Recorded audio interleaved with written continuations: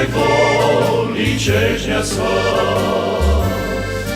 Mi dušu svu opaja. Slomilo me ovo vrime,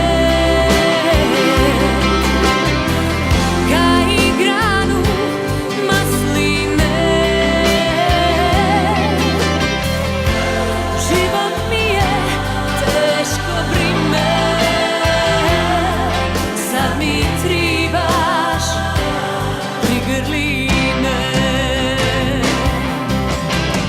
Sve se to događa u Korčuli zahvaljujući zaljubljeniku u svoj grad, Ivi Šegrinu, koji nas je počastio već dobrim vinom i prelijepim pjesmama na festivalu koji se događa svake godine u ljetu u Korčuli, Marko Polo Fest.